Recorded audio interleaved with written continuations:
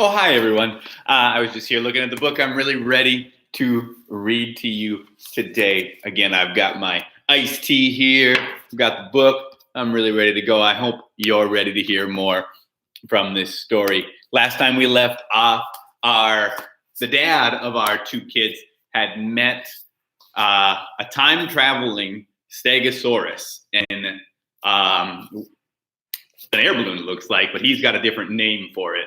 I'm excited to see what happens next. I hope you are too. Remember, all this came about, and all this is being told by a dad to his kids about why he was late with the milk. I'll read the very end of what we missed last time. And this is the dinosaur speaking. "You have your milk," he said. "Where there is milk, there is hope. Ah, over there. That looks like a platform. Perfect landing platform for time-traveling scientists in floaty ball person carriers." We landed on the platform and got out. The platform stuck out of the jungle and had flaming torches on each side. There were people standing on it with very black hair and sharp stone knives. I'm starting to think maybe they're in the past. Maybe. "Is this a balloon landing platform?" I asked the people. "It is not," said a fat man. "It is our temple. We had a very bad harvest last year, and we had just asked the gods to send us a sacrifice to make sure that this year's harvest is better. When you floated down in that thing with your monster." "Thank you, by the way," said a thin little man. "I was going to be the sacrifice if no one else turned up. Much obliged. So now we will sacrifice you and your monster." "But my children are waiting for breakfast," I said. "Look!" I held up the milk. Why did they all just fall to their knees?" asked Professor Steg. "Is this usual hairless mammal behavior? Perhaps I should hold up some hard, wet, white crunchers and see what happens." "Coconuts," I told him. "They are called coconuts." "What is that you're holding?" the fat man asked. "Milk," I said. "Milk!" they exclaimed, and they prostrated themselves on the ground. Prostrated is kind of a big word. It means kind of like got down on the ground like they were praising him. "We have a prophecy," said the fat man, "that when a man and a spiny-backed monster descended from the skies on a round floaty thing." "Floaty ball person carrier," said the little thin man. "Yes, one of those. We were told that when that happened, if the man held up milk, then we were not to sacrifice them, but we were meant to take them to the volcano and give them, as a present, the green jewel that is the eye of Splod." Splod? "He is the god of people with short, funny names." "It is," I said, "a remarkably specific sort of prophecy. When did you receive it?" "Last Wednesday," said the fat man, proudly. "The priest of Splod was woke in the night by a voice whispering from the heavens." Here, I'll show you the pictures on that page. There's the milk he's holding up, and there's the Stegosaurus holding the coconut.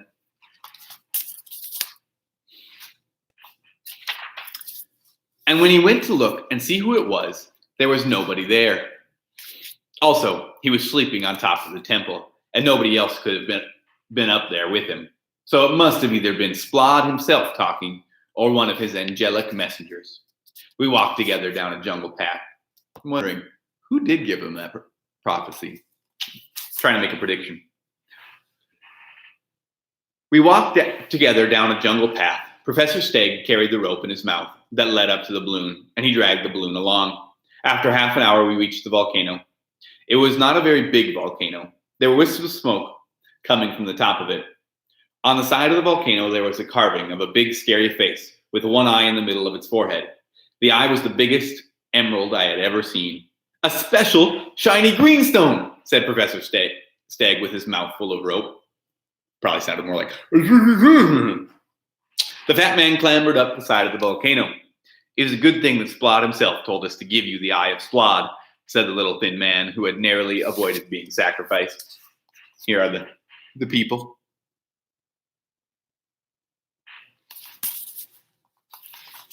"Because there is another prophecy that if the eye of Splod is ever removed, great Splod will awaken and spread burning destruction across the land."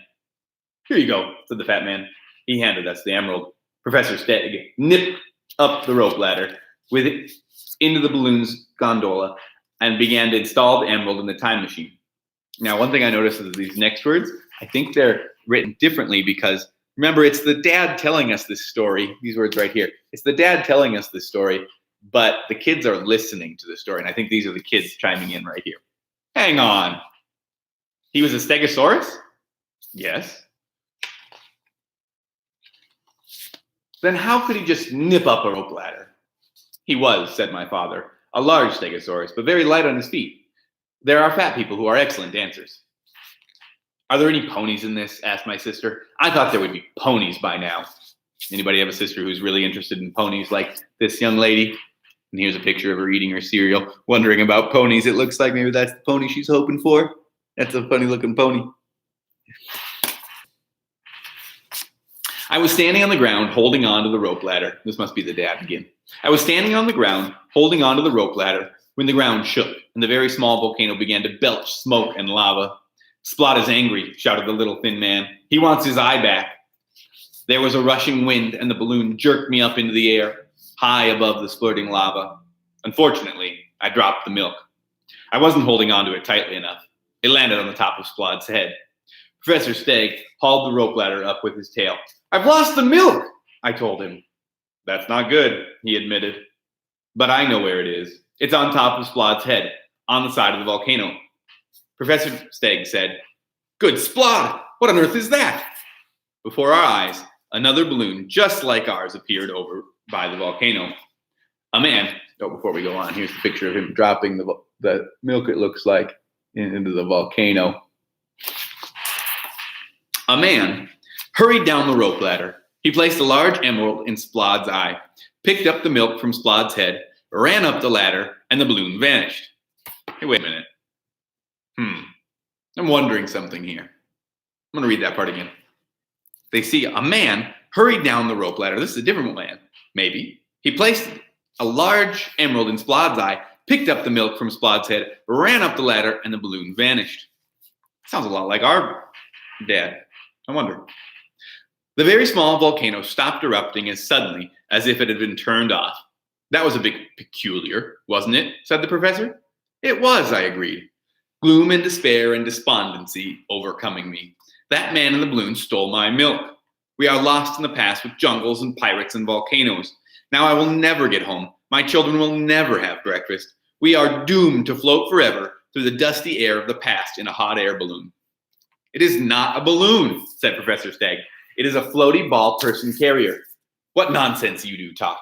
Now I think that should do the trick. He finished attaching the emerald to the box using the string, mostly, and also sticky tape, and he pushed the red button. Where are we going? I asked. It seemed like the sun was zooming across the sky, as if nights were following days in a flickering strobe.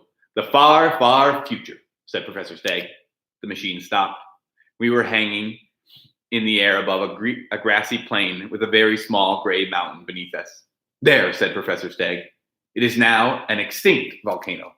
But look. Here's the pictures on that page.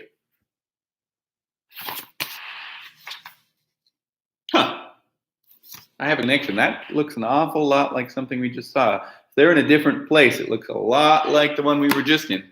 On the side of the extinct volcano was carved the face of Splod, still recognizable, even though it was much eroded by time and the weather. And in the single eye was a huge green emerald, a perfect twin to the one that we had attached to the time machine. Right, said Professor Steg. Grab me that special shiny greeny stone. I went over the side of the gondola and down the rope ladder. I pulled the emerald out of the eye socket. Below me on the plain, a number of brightly colored ponies were gathered. And when I picked up the emerald, one of them shouted up at me, You must be the man without the milk. We have heard about you in our tales. And it looks like the pony that the sister was wondering about is coming out here. Why are you a pink pony with a pale blue star on the side, I asked. I know, said the pony with a sigh. It's what everybody's wearing these days. Pale blue stars are so last year. Professor Steg leaned over the side of the balloon's basket. Hurry up, he called. If the volcano is going to go off, it will do it at any moment. The volcano made a noise with like a huge burp, and the middle of it collapsed into itself. We thought it would do that, said a green pony with a sparkly mane. There was no prophecy, I supposed, I said. No, we're just very clever. All the ponies nodded. They were very clever ponies. I'm so glad there were ponies, said my sister.